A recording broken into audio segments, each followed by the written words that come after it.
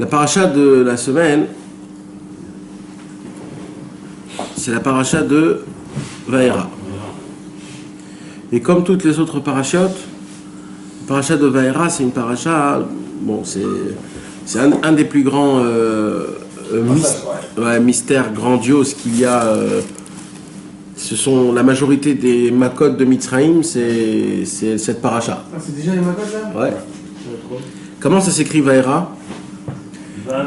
Ouais. Vav, Aleph, Resh, Aleph. La première et la dernière lettre.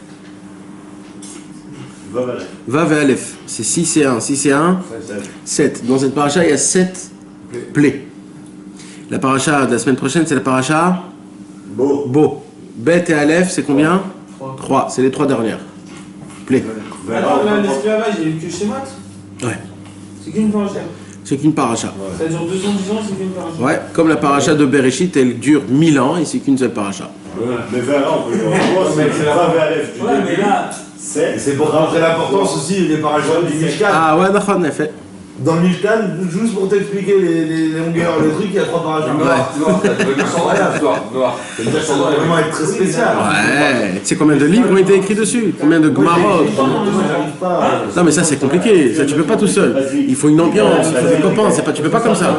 Ça c'est vraiment très dur. Moi ça m'a pris des années à étudier ça. Si t'as pas tout ce qu'il faut, tous les gnanim du Mikdash, du Bet Mikdash et des choses comme ça, tu peux pas, il faut avoir une ambiance.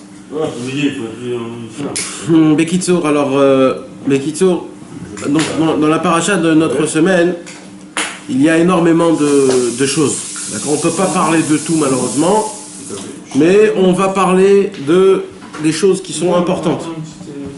C'est quoi les choses qui sont importantes? Alors déjà, on va parler Bezrat Hashem. Il y a écrit dans Meshivat Nefesh. C'est le livre qui s'appelle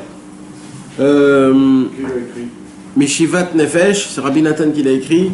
C'est pas l'épanchement, c'est l'apaisement de l'âme. il y a l'apaisement de l'âme? Ouais. Je l'ai jamais eu. Bien sûr. Bien sûr, l'épanchement de l'âme, comment?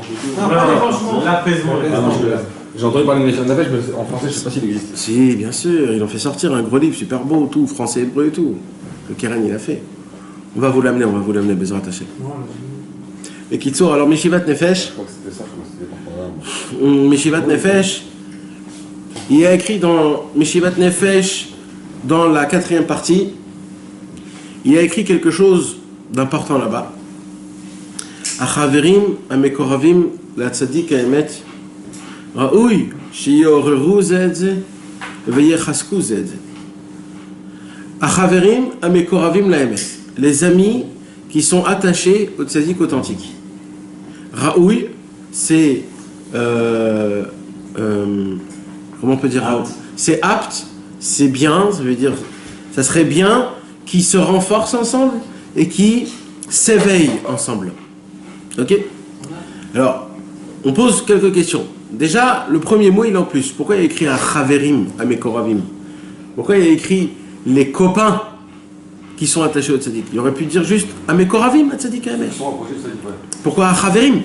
On est considérés comme des amis tous ensemble. Alors, Rabbi Nathan, c'est pas pour rien qu'il écrit ce mot, parce que ce mot-là déjà, il veut. Non, alors. Il n'y a pas de cabane. C'est que, mis à part, et ça on l'a étudié aujourd'hui dans un livre, les lettres de Rabbi Nathan de Tibériade, qui dit quelque chose d'exceptionnel. Et il écrit là-bas une lettre, il arrivait en Eretz Israël, c'était un des premiers Breslev qui arrivait en Israël, et il était tout seul. À Tibériade. Rabbi Nathan de Tibériade. C'était un élève de Rabbi Nathan. C'était un très très grand tzaddik. Ouais. Et j'ai fait un cours sur lui. Un cours en entier sur toute sa vie, qui c'était, etc. Et lui, quand il arrivait à Tibériade, il était tout seul. Il y avait, je sais pas, 4 ou 5 Breslev dans tout Eretz Israël. Et lui, il arrivait à Tibériade. À l'époque, à Tibériade, il n'y avait rien. Il n'y avait rien. Il n'y avait rien. Maintenant, lui, il arrivait avec sa femme et ses enfants, ils étaient éparpillés en Russie, en Ukraine, en Roumanie, partout et tout, il ne savait pas. Mais Kitsour, il envoie des lettres, et quand il envoie des lettres, il dit « Je ne comprends pas comment personne m'écrit. Comment ça se fait que personne m'écrit? Tous mes copains, où ils sont tous mes copains ?»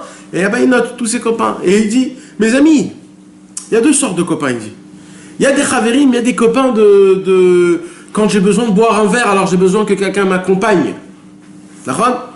Ça, c'est quelqu'un, c'est une sorte de copain. J'ai besoin de parler, j'ai besoin de faire des blagues, j'ai besoin de... Chacun son truc. On a besoin chacun d'avoir un compagnon. D'accord? Ça, c'est un truc. Il dit, mais nous, on ne fait pas partie de ce genre de copains. Il dit, nous, on est des copains, pourquoi? Parce que nous deux, on a le même berger. C'est qui? C'est Rabbi Nachman. Puisque nous deux, nous 3, nous 4, nous 10, nous 15, nous 20, on est tous attachés à un seul maître. Alors, le fait est qu'on est attaché à un seul maître, ça fait de nous, mis à part qu'on est des élèves, ça fait de nous des amis. Parce que c'est quoi un ami en vérité? Un ami, c'est... Exactement. Ça veut dire que tu as la même façon de voir les choses. de voir les choses et les problèmes, tu arrives à les arranger de la même façon. Et les manques et les aboutissants, etc., ce sont tous les mêmes. Salut Kian, ça va? Oh, salut, ça va? Rassem.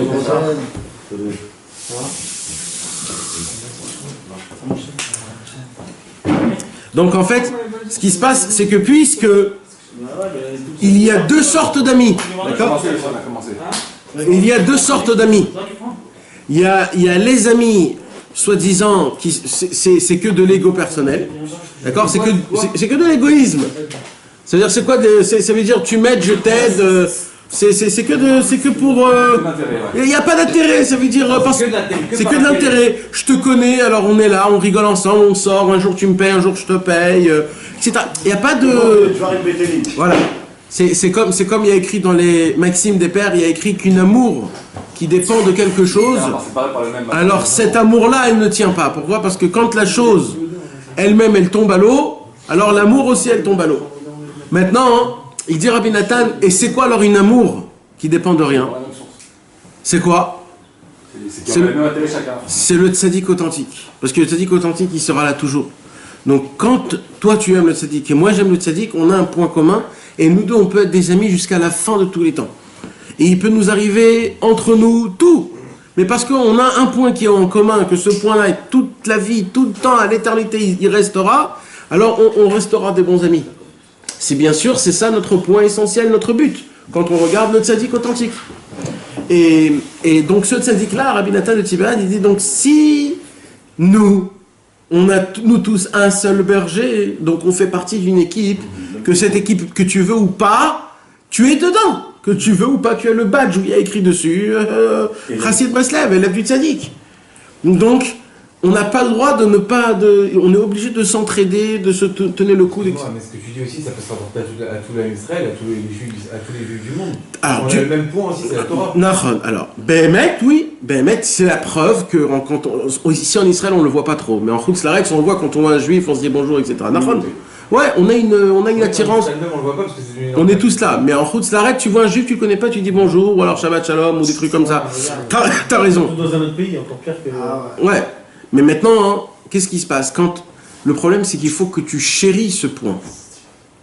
Si par exemple, c'est vrai que tous les juifs, ils ont un point commun, c'est quoi? C'est la Torah. Mais qu'est-ce qui se passe quand la Torah elle-même, toi-même, pour toi, elle n'est pas trop importante? Alors, ça prend moins d'importance. Donc, quand quelqu'un qui a ce même point, pour toi, c'est moins fort. Donc, en fait, il faut que ce point, tu le travailles. Et si tu ne le travailles pas, il ne fonctionne pas. Alors, je reviens sur Rabbi Nathan dans Meshivat Nefesh, qu'est-ce qu'il dit? Et il dit, donc, Achaverim, Amekoravim, la tzaddik emet, les amis qui sont attachés au tzaddik authentique. Pourquoi il dit donc les amis? Il aurait pu dire juste les gens qui sont attachés au tzaddik authentique. Parce que de là, on apprend que toutes les personnes qui sont attachées au tzaddik authentique, mis à part qu'on est attaché et qu'on a un point commun, qu'on est attaché au tzaddik authentique, mais ça suffit pas. Ça suffit pas ce point commun. Mis à part ça, il faut qu'on soit des copains. Des vrais copains. Les vrais copains, c'est quoi? C'est mis à part le fait est qu'on a un langage pareil, on va parler de Tikkun Klali, de Ouman, on va parler de Tikkun Brit, on a ce... Mais mis à part ça, il faut qu'on sache se supporter. Il faut qu'on s'aime. Il faut qu'on s'entraide. Il faut que si quelqu'un il a un problème, on lui dit je peux t'aider. Est-ce qu'il y a un endroit où je peux t'aider, où je peux te rendre service? Il faut chercher ce point d'amour, il faut créer ce point d'amour. Parce qu'aujourd'hui, c'est quoi qui représente cette notion-là du tzaddik authentique? C'est quoi? C'est nous. La Torah, c'est pas vivant. Nous, on est les seuls vivants. Donc c'est qui représente cette Torah-là? C'est nous. C'est la preuve. C'est quoi la preuve? C'est que Rabbi Akiva, il avait 24 000 élèves. Avec toute leur grandeur, ils sont tous morts. Pourquoi? Parce qu'ils ne se supportaient pas. Donc de là, on apprend que même si tu es un grand tzaddik, même si tu es un grand chacham, même si tu es, je ne sais pas quoi, si tu n'arrives pas à supporter ton prochain, alors à cause de ça, même ta Torah, elle ne tient pas. Tu peux pas supporter tout le monde. Alors, la racine ne peut pas supporter veut dire quoi? Il y a bien des gens. Vas-y. Un bleed, on va dire un bleed. Un mec dans son entourage, il a bien des gens qui ne peuvent pas se voir. Pourquoi il peut pas les voir? Non. Il n'a pas les mêmes affinités, frère. Non, il a bien raison. C'est pas qu'il n'a pas l'affinité avec un mec, il peut pas le voir. Pour la parole chez moi, il y a pas de Parce que c'est une question d'orgueil, en vrai. avec la organe Mais ça, on a fait le cours sur ça. Je suis orgueilleux, parce que si j'avais surpassé cet orgueil que j'avais avec lui, ben je vois pas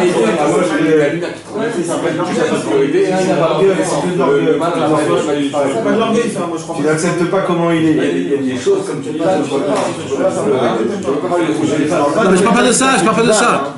Les vertus avec la Non, mais attends. Attends. Et où les rouges dans cette histoire? Mais Il faut la lire, faut pas les voir. Mais si, mais attends. Mais attends. Je sais pas si vous l'entendez. Non, mais c'est parce que. Oui, mais. Mais tu peux les supporter. Il y en a plein, mais je les Pourquoi? Parce que. Non, parce que personne n'est venu. Bon, j'attends que ça se termine là. Allô. C'est pas un débat, c'est pas un débat. Monsieur, s'il vous plaît, monsieur. Monsieur Silvan, monsieur. Yann, c'est que mon travail. Monsieur Silvan, monsieur. Mon travail. Il connaît beaucoup de bleed. Comment il fait? De barbe. Alors, d'où vient la racine du fait que tu ne peux pas supporter quelqu'un? Comme quoi, par exemple, un bleed, un lourd, d'accord? Ça se peut, chacun il en a des bleeds et des lourds et des rkik, et on ne peut pas les supporter. Si c'est pas les rkik, c'est les smolanim, les gauchistes par exemple, en Israël. Les anti-religieux, d'accord? Les B'Tselem, ceux qui viennent avec leur caméra filmer les soldats israéliens. Les mecs de trucs là. Ouais, tous. Les Palestiniens, tous les religieux là. Ouais. Les gauchistes là, c'est. Non, les Doricartas, ceux-là. À Paris, ils les ont là. Chaise électrique, ça. T'as pas vu? Ils sont incapables. Mes amis, on est là pour parler exactement de l'inverse. Alors écoutez-moi s'il vous plaît.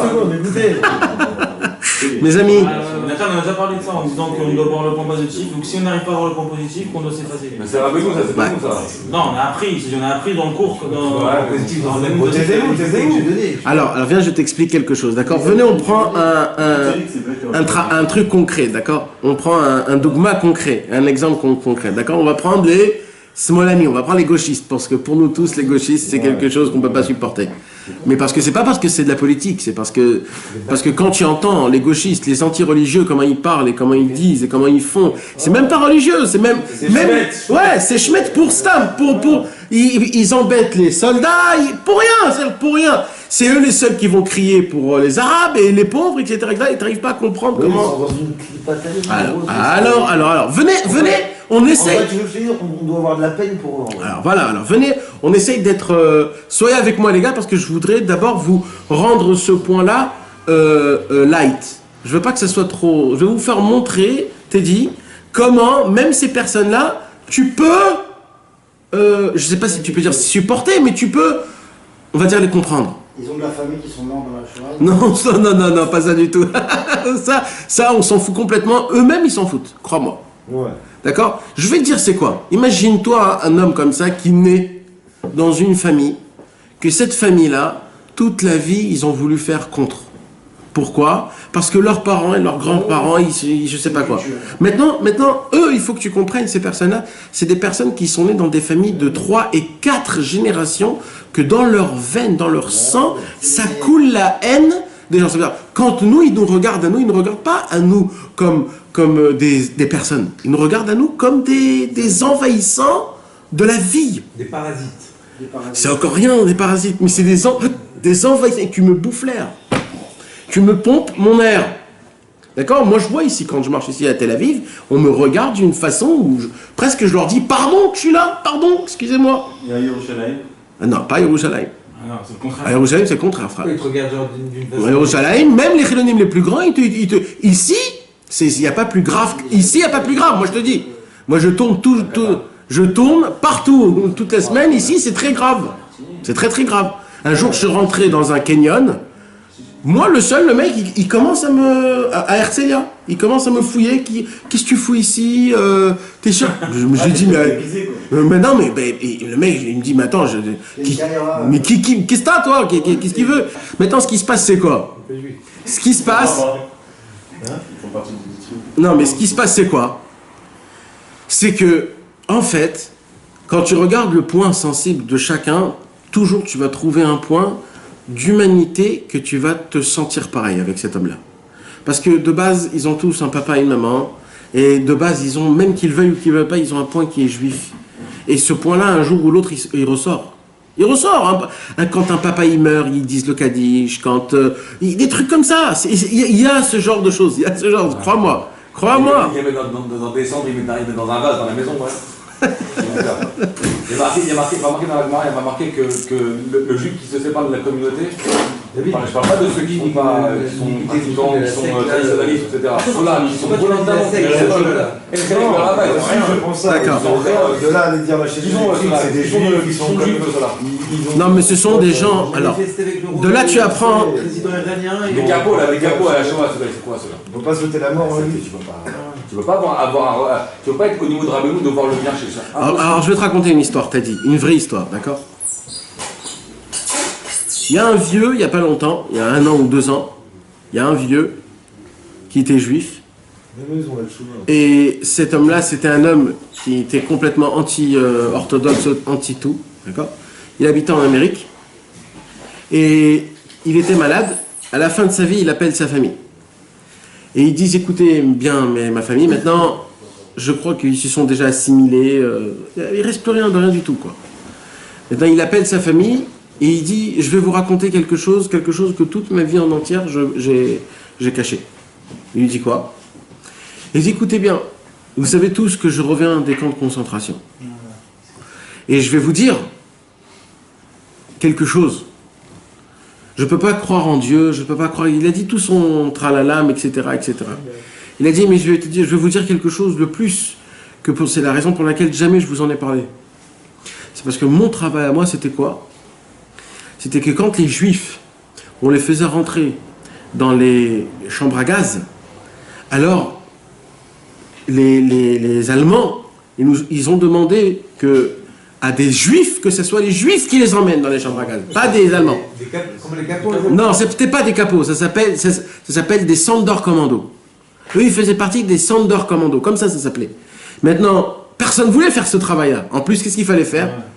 Quand des fois il y avait des petits bébés qui ne pouvaient pas rentrer, il fallait prendre des petits bébés et les jeter. Et ça, c'était le Sandor Commando qui faisait. Il faisait chanter pendant que les Et maintenant, personne ne voulait faire ça. Mais c'était quoi le problème? C'est qu'ils ne recevaient pas de quoi manger, de quoi boire, de quoi rien faire. Et les Sandor Commando, eux, ils avaient le droit d'une bouteille de vodka par jour. Par jour.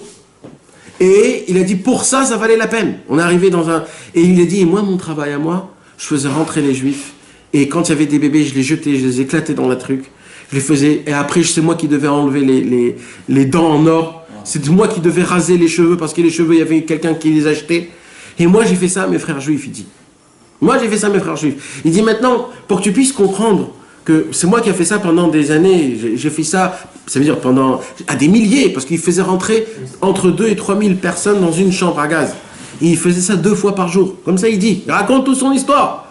Et il raconte en pleurant, etc. Et il dit, si je dis que Dieu est vivant, que Dieu il est présent, alors moi, quand je vais monter dans le ciel, qu'est-ce que je vais dire? Parce que c'est des milliers et des milliers qui vont m'attendre en haut. Il a dit, là maintenant je suis dans mon lit, je suis en train de mourir, et je sais qu'en haut dans le ciel, on va m'attendre. On attend que je monte en haut pour me déchirer. Mais qui peut me comprendre? Qui peut me comprendre? Qui peut comprendre un rescapé de la Shoah? Qui peut comprendre un homme comme moi? Personne ne peut comprendre qu'un homme comme moi. Mais quoi, il aurait mieux fallu qu'il meure qu'il fasse ça. Mais toi tu parles maintenant, mais tu sais ce que c'était toi à l'époque. Tu sais pas ce que c'était toi à l'époque.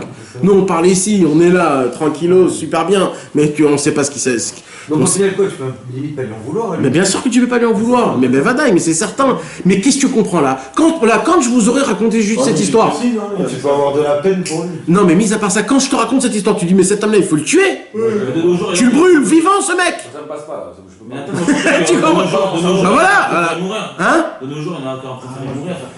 Eh Sion, crois-moi, tu peux pas parler. Non, Tu je ne peux parler, mais moi, peux je pas, comprends. tu ne peux pas parler, je te promets. Juste une question. Lo alenu, lo alechem. Mais moi, je te dis la vérité. Bah, il y en a sûrement qui ont préféré mourir à la place de faire ça. Oui, c'est pas tout le monde. Moi, je crois pas qu'on saurait fait partie de ça. Parce que quand tu crèves la dalle, pendant des mois et des mois, t'as pas mangé de pain. Pendant des mois et des mois, t'as bu de l'eau pas potable. Et t'es en train de crever de faim et qu'on te propose une pomme de terre, un pain et une vodka. C'est pas toi, c'est même pas ton cerveau qui réagit. C'est ton corps qui réagit, sans ton cerveau. C'est même pas toi qui réagit. Mais C'est l'humanité qui réagit. en Égypte, il y avait pas aussi, Paro, il faisait pas ça aussi. La police, elle était juive. Ouais, il y avait Datan et Aviram. Datan et Aviram, c'était les. À part Nathan Aviram. Non, il n'y avait pas. Je sais pas. Il y avait ce genre de choses. Mais moi, pourquoi je vous parle de ça? Je vous parle de ça parce que dans chaque histoire, Ted, il y a toujours un côté où là-bas, ce côté-là, c'est un côté qui s'appelle l'étincelle de Dieu. Dans chaque juif. Même le plus loin qui puisse exister au monde, il y a une étincelle de Dieu qui éveille et qui surveille et qui est dans ton corps à toi et qui brûle. Et il n'y a rien, aucune eau au monde, elle peut éteindre cette étincelle qu'on a nous tous. Aucune eau au monde, elle peut éteindre ça. Il n'y a rien au monde qui peut éteindre cette chose-là. Maintenant, il y a des gens qu'elle est toute petite, cette flamme. Il y a des gens qu'elle est un peu plus grande. Il y a des gens que c'est une flamme, c'est un feu de camp, etc. Mais maintenant, c'est des niveaux. Mais nous, on ne peut pas parler. On ne peut pas parler. Donc, le fait qu'on soit pas indifférent à eux, c'est que ça prouve quand même que ça nous fait quand même quelque chose. C'est notre inconscient. Mais de là à faire un travail de les juger ou de les voir ou de voir la pitié pour eux, non. c'est le travail d'Hachem, c'est pas notre travail. Non, mais nous, tu as raison. Mais maintenant, pour arriver à ce que j'étais en train de parler, c'est que dans notre communauté, dans notre clique, d'accord, dans notre équipe à nous, d'accord, notre équipe à nous, on a des amis, on a des copains.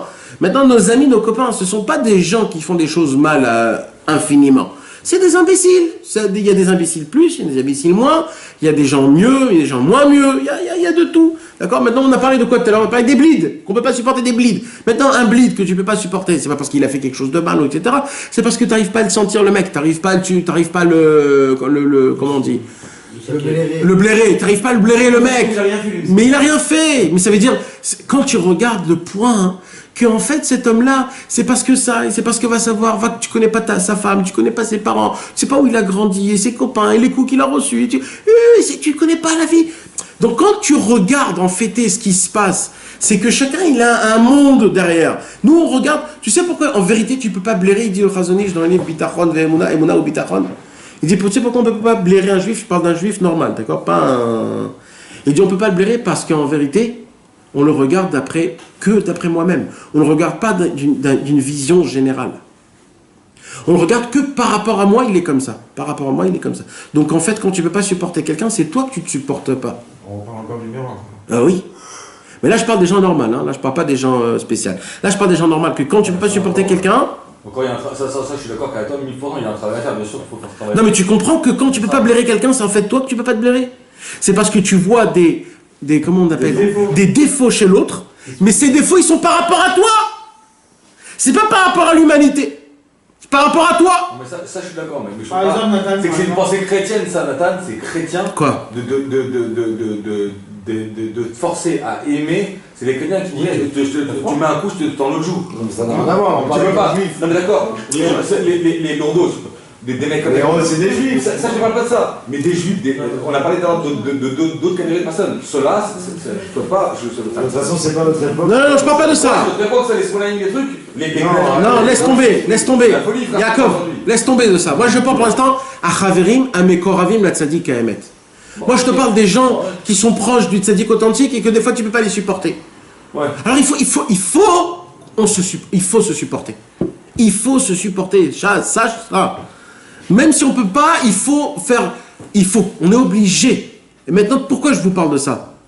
Qu'est-ce qu'il a vu, mon cher Rabbeinu? Qu'est-ce qu'il a vu? Il a vu un buisson qui brûlait, mais qui ne consommait pas.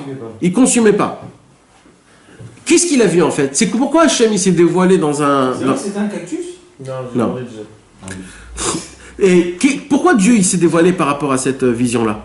Qu'est-ce qu'il y a d'un buisson qui brûle et qui se consomme pas? Ma Kesher, oui, il est le Inyan. À quoi? C'est impressionnant. Ah, mais impressionnant, bah, je sais pas, tu lui fais quelque chose d'autre, je sais pas. C'est quoi la définition? Après, il va parler. Non, de prendre deux opposés, un buisson c'est quelque chose qui peut s'enflammer en 2 minutes et qui sont en feu, c'est des choses qui sont deux opposés qui sont en même temps ensemble. Alors, il y a un chidouche, un beau chidouche, que Rabbi Nathan il dit comme ça. Il dit en fait, et c'est là où je commence mon cours, mes amis. Écoutez bien, jusqu'à maintenant c'était une petite intro, d'accord? Mais maintenant je rentre et j'ai 2 très grandes questions à vous poser. Alors rappelez-vous, d'accord? On a parlé du buisson, d'accord? Maintenant je rentre dans le vrai... Au vif du sujet. Au vif du sujet. Voilà, il faut m'aider petit à petit comme ça. En live. Ouais. Imaginez-vous, Akadosh Baruch Hu se dévoile à Moshe Rabbeinu, ok? Et il se dévoile à Moshe Rabbeinu et Akadosh Baruch Hu essaye de convaincre Moshe Rabbeinu de faire sortir le peuple juif d'Égypte, ça veut dire en fait de les rendre les libérer. Et au lieu que Moshe Rabbeinu il dit tout de suite, bien sûr, pourquoi pas, il va combattre, il va faire une démarche avec Hachem pendant 1 semaine. 1 semaine de démarche. Hachem il dit va, Moshe Rabbeinu il dit je peux pas. Hachem il lui dit va quand même, Moshe Rabbeinu il dit je peux pas. Et je peux pas, et je peux pas, et je peux pas. Mais attends, c'est pas maintenant quelqu'un qui vient te parler. C'est le Dieu tout-puissant. C'est le Dieu tout-puissant. C'est Dieu lui-même. Hein? Si. Moshe Rabbeinu, il était déjà très proche de Dieu depuis déjà tout petit. D'où on sait ça? Parce que à l'époque, quand il était encore tout jeune, quand il avait vu l'Égyptien frapper un Juif, il y a écrit qu'il a tué une arabe. Ah oui, avec le Shalom Forage. Ah, et d'où c'est le Shalom Forage? Ah, bravo. Quoi? Qu'est-ce qui s'est passé avec le Shalom Forage? Comment il a tué Moshe Rabbeinu, l'Égyptien? Bah, dans le prince d'Égypte, il Non. a. Pas de prince d'Égypte. Ah, le Shalom Forage, il est mort. Ah, c'est juste en disant le nom de Dieu qu'il a Mais tué? il va arriver à Torah. C'est quoi la première histoire que j'ai vu dans le village? C'était qui ce Juif-là qui voulait tuer les Égyptiens? C'est le capot. Quel capot? C'est Datan, on va dire, c'est Datan qui voulait tuer Datan. Il lui prend sa femme. Ça, l'Égyptien, il Il lui prend la femme de Datan. a C'est la plus grosse affreuse chez nous. Moshe il l'a fait pour lui. Il a tué l'Égyptien alors que lui c'est un Égyptien. Vous voyez, là, je le comprends maintenant. Je comprenais pas quand il est là. C'est la folie quand même. Mais qui c'est qui a dit mon Hachem? L'Égyptien ou Moshe? Moshe, il a dit un nom de Dieu. Et quand il a dit le nom de Dieu, il a tué l'Égyptien, il a enterré en sous terre. Tout seul. D'accord? Maintenant, donc on voit que Moshe Rabbeinu il connaissait Hachem. Donc, comment ça se peut? Les amis, il faut qu'on comprenne cette chose-là. Comment Hachem il essaye de convaincre Moshe Rabbeinu pendant 1 semaine d'aller sortir les béné Israël et les béné Israël ne sortent pas? Comment? Alors, essayez de penser avec moi.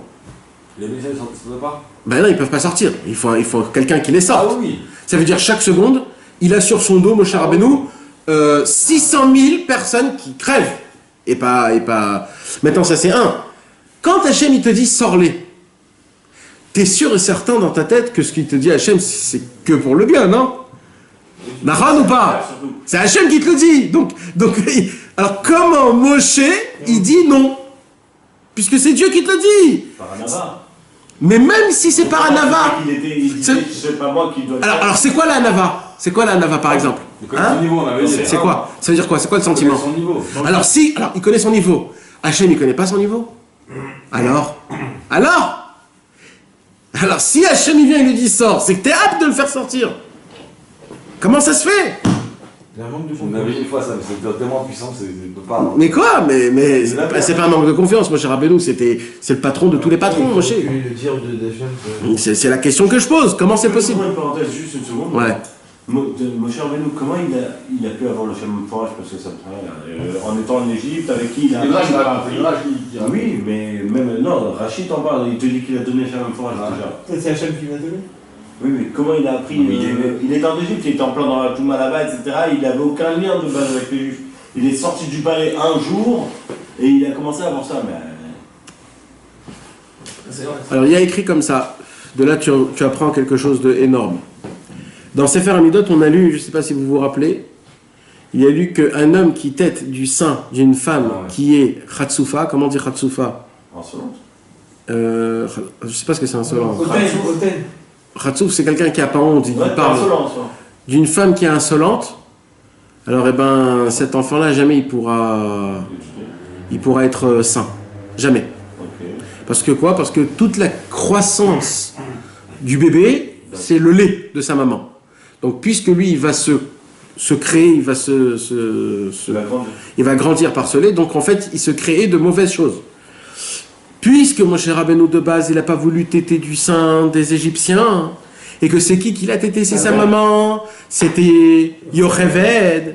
Le fait est que Moshe Rabbeinu a tété du sein de Yocheved, ça lui a donné une chorma pour que de base, il a toutes les capacités pour avoir des connexions avec Hachem.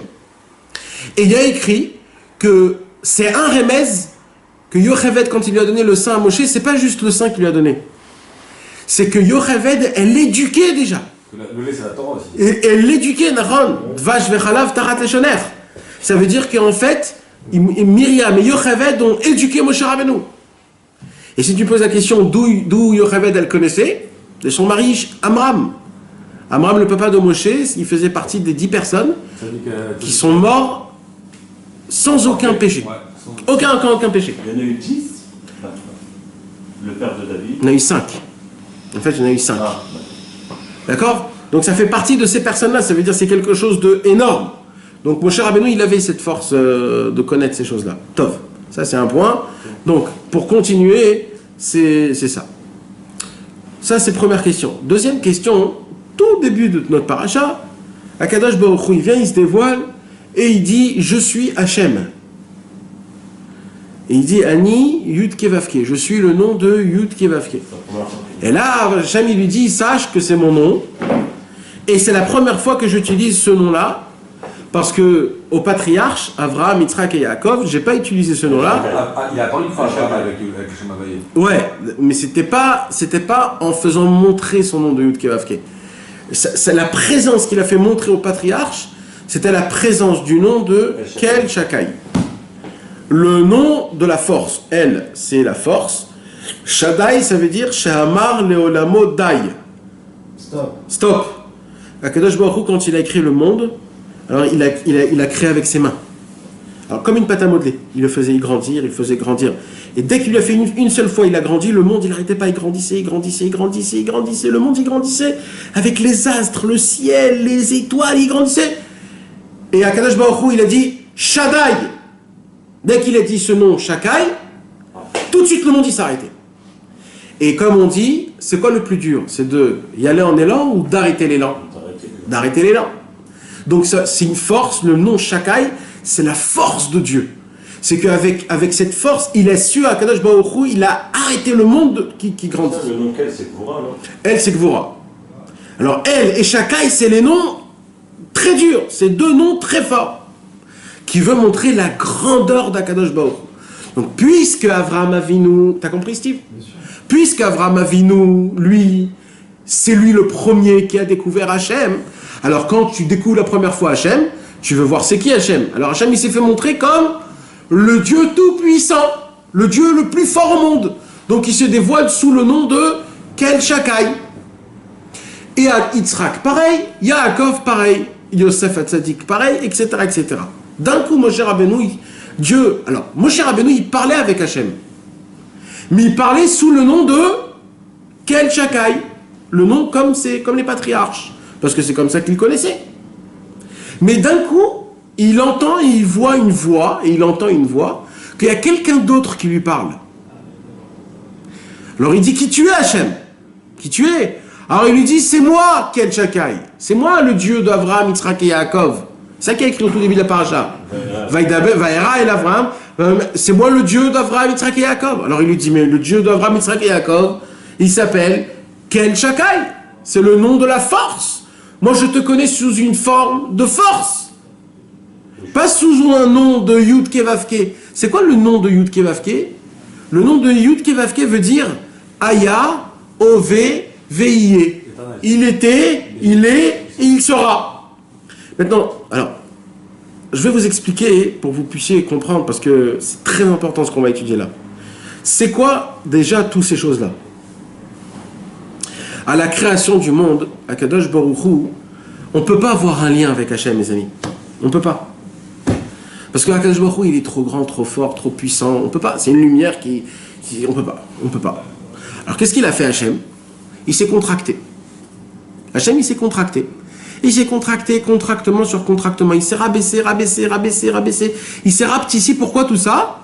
Pour qu'on puisse le recevoir. D'accord? C'est comme par exemple un petit bébé. Un petit bébé, quand il tète du sein de sa maman, Kadosh Baruch Hu, il a fait un miracle. C'est quoi le miracle? C'est que le sein de la maman, c'est pas un biberon avec un trou où ça sort du lait. Il y a plein de petits trous qui sortent où ça sort des petites gouttes de lait pour que le petit bébé il puisse boire en fonction de sa gorge. Pas en fonction... Parce que si ça serait beaucoup, il serait tout de suite étouffé. Il pourrait pas. D'accord? Donc, à Kadosh Baruch Hu, pour que nous on puisse goûter de Dieu, si Dieu il se dévoile comme il est, alors on éclate tout de suite. Donc Akadosh Baruch Hu, il s'est contracté, il a mis un habit sur un habit, un habit sur un habit, un habit sur un habit, un habit sur un habit, tout ça pour qu'on puisse goûter Hachem, pour qu'on puisse le parler, pour qu'on puisse s'adresser à lui, pour qu'on puisse vivre avec lui, se connecter avec lui, etc. etc. Donc il s'est habillé d'une façon qu'on peut. Et il a 10 sortes d'habits. 10 sortes d'habits.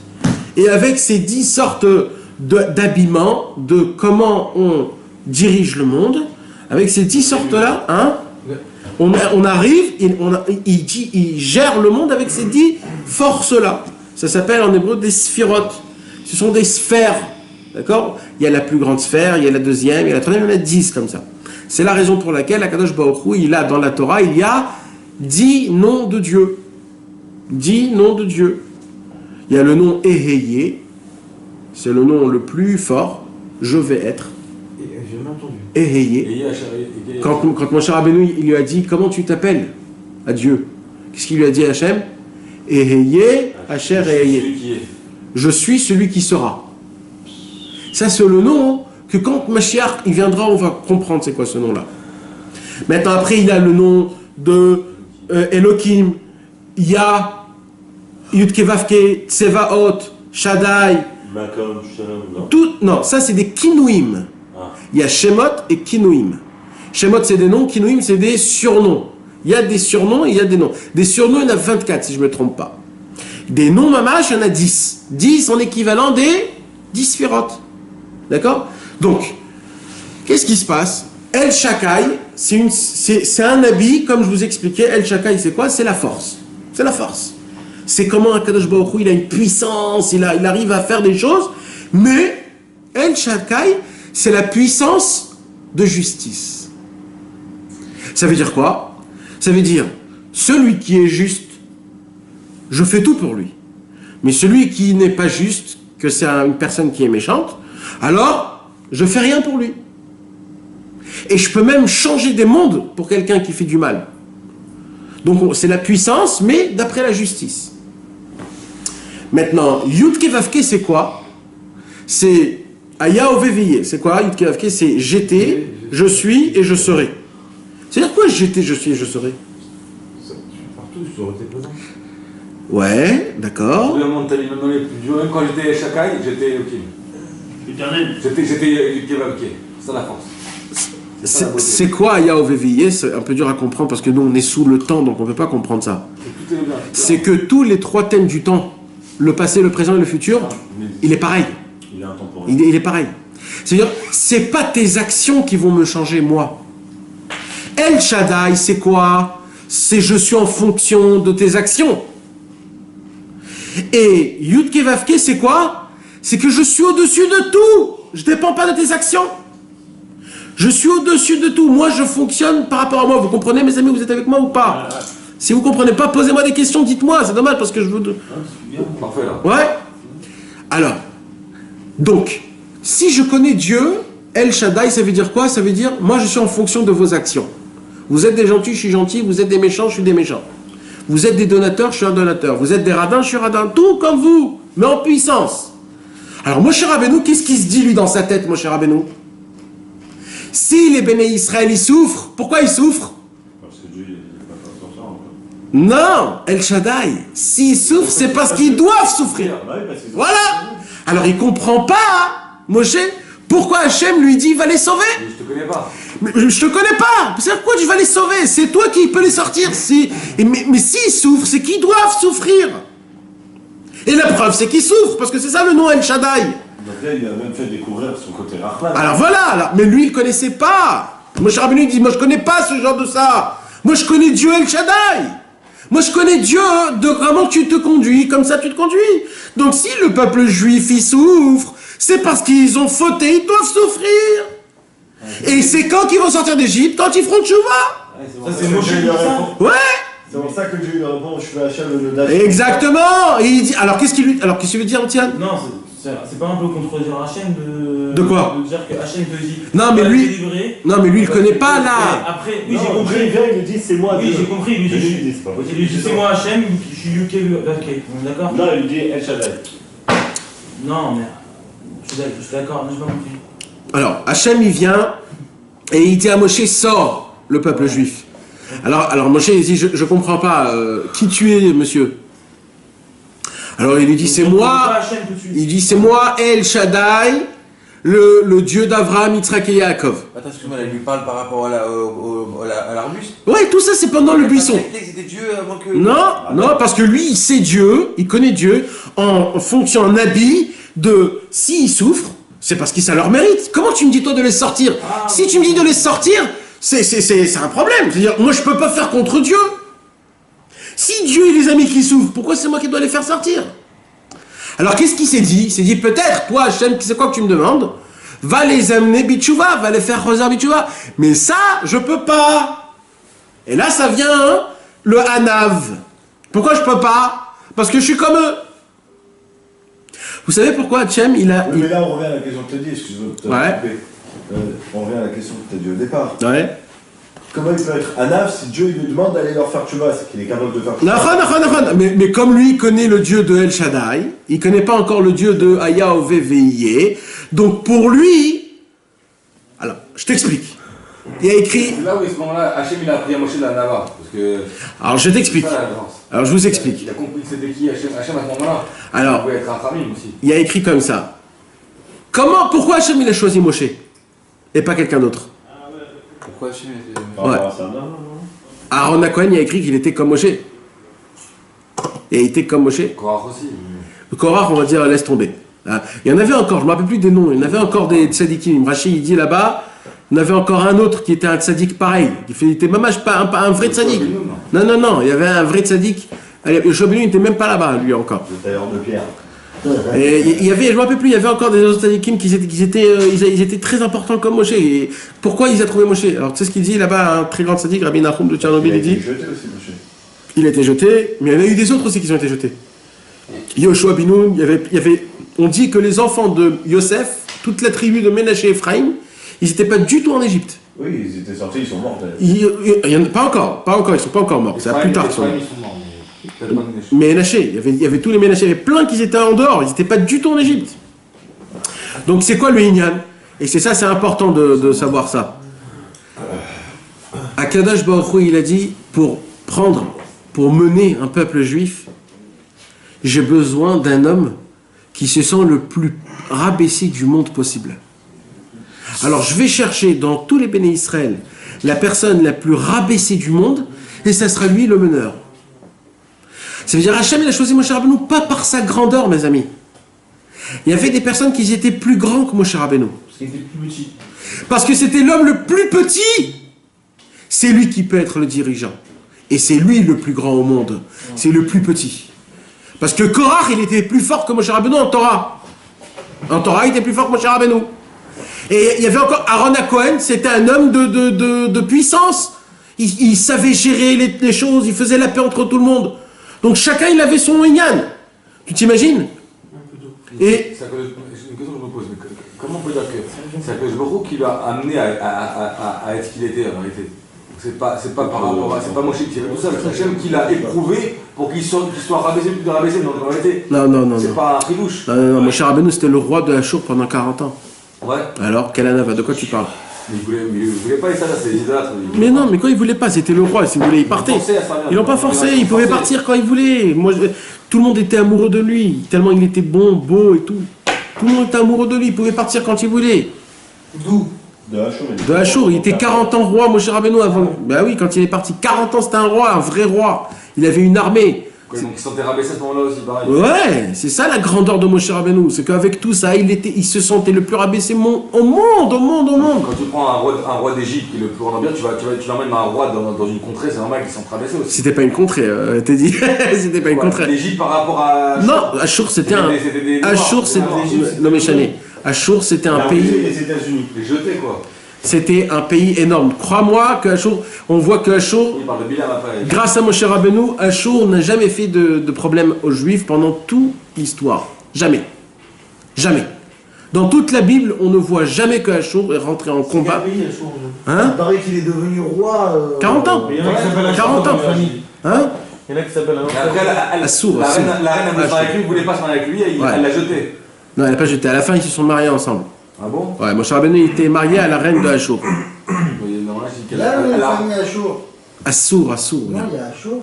Oui, mais lui, il parle à sourd. Ah, Achour. Non, il parle d'Achour dans la vie.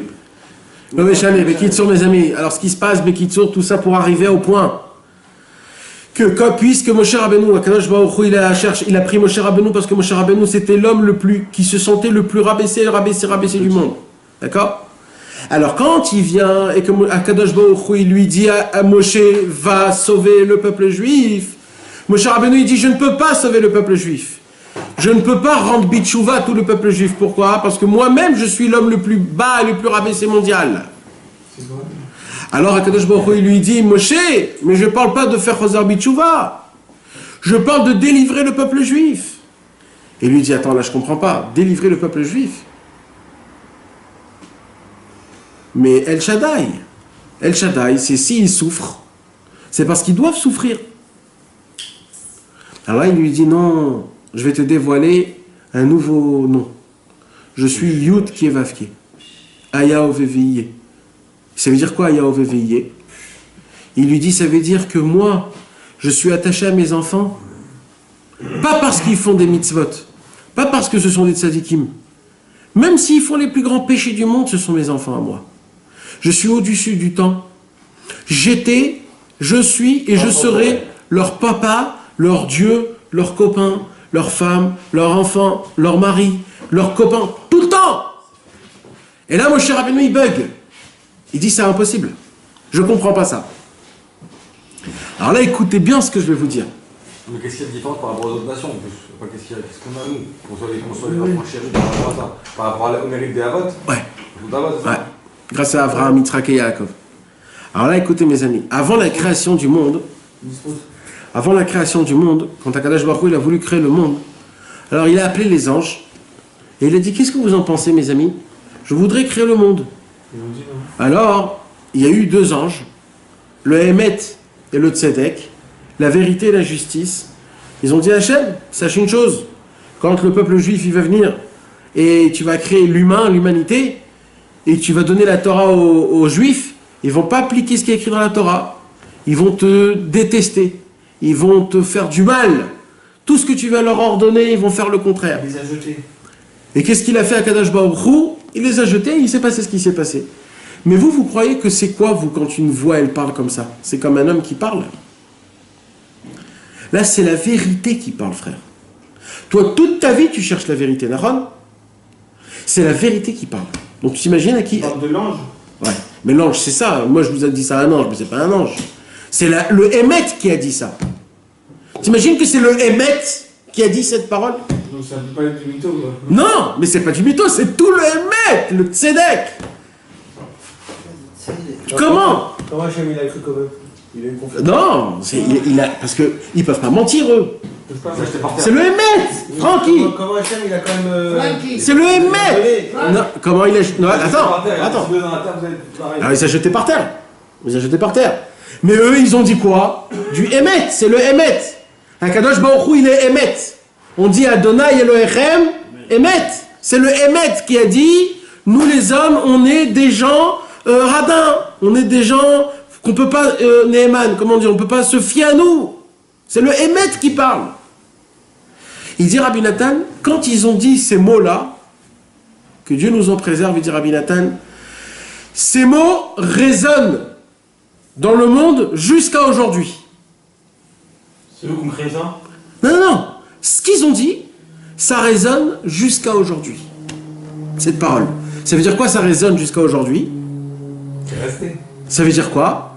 Ça veut dire que dans ce monde, il y a cette influence-là. De quoi je parle? De Emet. C'est quoi le Emet? De la vérité, mais pas la vérité mondiale, la vérité sec. Parce qu'il y a le Emet, et il y a le Emet Lehamito. Il y a la vérité, et il y a la vraie vérité. C'est quoi la vérité et la vraie vérité? La vérité d'elle-même, c'est quoi? C'est la chose comme elle est maintenant. Et la vraie vérité, c'est comment elle va être à la fin. D'accord? Ça veut dire, quand je prends quelqu'un, et je l'amène chez un docteur, et le docteur, il prend un couteau, et il commence à découper son ventre. Et le sang, il éclabousse, et le docteur, il rentre ses mains dans son ventre, et etc. Qu'est-ce que moi, je vois là, maintenant, là? Je vois qu'il y a un homme qui tue un autre homme. D'accord? C'est ça que je vois. Un docteur qui ouvre le ventre de quelqu'un, mais en fait, c'est une opération, tout simplement. C'est une opération. Et en fait, c'est grâce à lui, c'est lui qui va lui emmener la vie, en fait. D'accord? Mais moi, je vois quelque chose. Je vois un homme qui plante un couteau dans un ventre de quelqu'un. Donc moi, je vois que cet homme-là, il est en train de tuer quelqu'un. D'accord? Ce que je vois, c'est Emet ou c'est pas Emet? C'est Emet. C'est pas le Emet Amito. Mais c'est Emet. D'accord? C'est pas un mensonge. Ouais.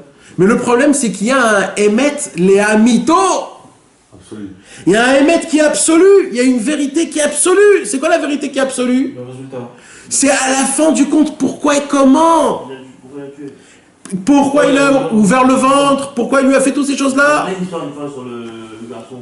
Ouais, nachon. Avec son père qui l'a donné une tannée dans la rue. Ouais, ouais. Alors, pourquoi il a donné une tannée?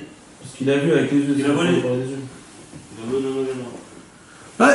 Non, c'est un peu aussi tombé dans Alors maintenant, quand le Emet il est venu chez Hachem et il a dit à Hachem, les béné Israël, ils vont être des gens qui vont pas se fier à toi, etc., etc. Alors Akadosh Baruch Hu, il a jeté, il a dit moi je veux pas cette vérité-là. Et il y a une nouvelle vérité qui a poussé du sol, le vérité absolue. Maintenant il dit Rabbi Nathan, cette voix elle résonne dans le monde. C'est quoi cette voix qui résonne dans le monde?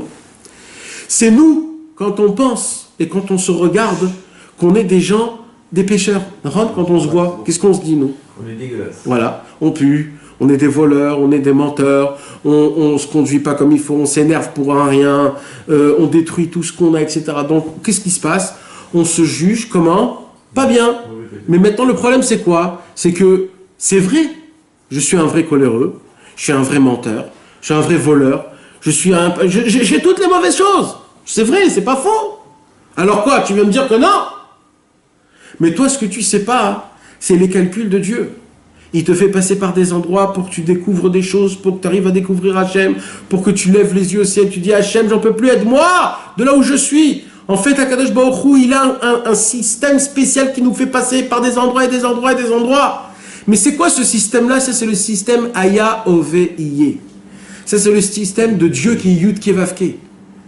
Le Yud Kevavke, il est au-dessus du temps. Le Yud Kevavke, c'est un Emet qui est absolu. Maintenant, Moshe Rabbeinu, il ne connaissait pas. Moshe Rabbeinu, lui, il faisait partie de qui? Du Emet, le premier. Je vois le peuple juif qui faute, ce sont des fauteurs. Quand Moshe Rabbeinu, il se regardait lui-même, il se disait Hachem, mais moi, je ne suis pas apte à découvrir, à faire sortir le peuple juif, parce que je suis un fauteur. Alors que Baruch Hu, il lui dit, Ami Hachem, je suis Yudke Vavke, je suis Aya Ove Veye. Ça veut dire le lien que j'ai avec toi, c'est pas un lien de récompense ou punition, c'est pas ça. C'est un lien d'amour, c'est un lien qui n'a pas plus profond que ça au monde. Alors qu'est-ce qu'il lui dit au Moshe Rabbeinu? Et là, mes amis, écoutez bien. Et là, Moshe Rabbeinu, il lui dit, on va dire que je comprends. Comment je vais faire comprendre ça aux Juifs? Parce que c'est exactement ce qu'on a parlé tout à l'heure. Qu'est-ce qu'on a parlé tout à l'heure? que les gens qui étaient à la Shoah, on ne peut pas leur reprocher quelque chose, avec tout ce qu'ils ont souffert. Alors maintenant, le peuple juif, ça fait 200 ans qu'il est en train de crever. Moshe Rabbeinu, il ne peut pas venir et dire Hachem, il est bon. De quoi tu me parles? Il est bon? C'est ça, bon? On emmure des enfants? Pharaon, il se trempait dans le sang des enfants? C'est ça, bon? Comment tu vois le bon dans ça? Alors, c'est quoi la question qu'il a posée, Moshe Rabbeinu, à Hachem? Il a dit, Hachem, quand je vais venir chez les Juifs, je vais leur dire, c'est moi qui m'ai envoyé. Ils vont me poser la question, comment ils s'appellent? Qu'est-ce que je vais leur dire? Vous vous rappelez de ça dans la Torah? Vous ne vous rappelez pas de ça dans la Torah? El Shaddai. Non? Non, il va dire seulement Hachem. Justement, il va dire. Non, là il lui dit un autre nom. Là il lui dévoile un troisième nom. Là il lui dit Eheye, Asher Eheye. Je vais être ce que je suis. Non, Je suis ce que je vais être. Je suis ce que je vais. Alors là, Moshe Rabbeinu, il sait plus de ce qui se passe. Je te connais au nom de El Shaddai. Tu te dévoiles à moi au nom de Yud Kevavke. Et tu me dis de dire au Béné Israël un troisième nom, Eheye. Il est multicarte, peut-être. Ben là, ouais, qu'est-ce que tu es en train de me faire là, Hachem? Alors il lui dit, tu sais quoi? Et c'est ça le grand chidouche de Rabbi Nathan, mes amis.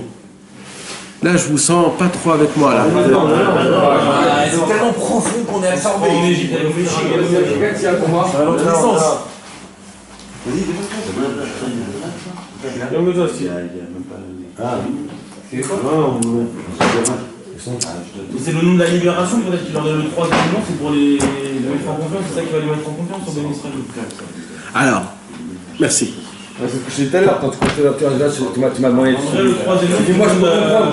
C'est le travail d'Hachem, c'est d'avoir la rachamim pour les autres. Parce qu'il y a des choses que tu ne peux pas comprendre. Tu peux comprendre que il est rachamim par rapport à toi, parce que tu es ton niveau à toi. Mais toi, avoir le niveau de rachamim de voir les autres comme ça, tu peux pas. C'est le c'est travail pas d'Hachem. plutôt avec ce nom qu'ils vont reconnaître la grandeur d'Hachem, la grandeur de la grandeur. Mais de base, eux, ils n'ont aucune connaissance dans les noms. Ils ont aucune... Peut-être que ce nom-là, il va résonner chez eux, qui va révéler quelque chose. Donc ça. Alors, El Shaddai, c'est dans quel temps? Présent. Non. Passé. Shamar Leolamo Dai. Chemin à le temps d'Israël. Non, pas Shamar. Shamar Leolamo Dai. C'est ça, Shaddai. Il a dit au monde, arrête-toi. Donc, c'est passé. Yud Kevavke, c'est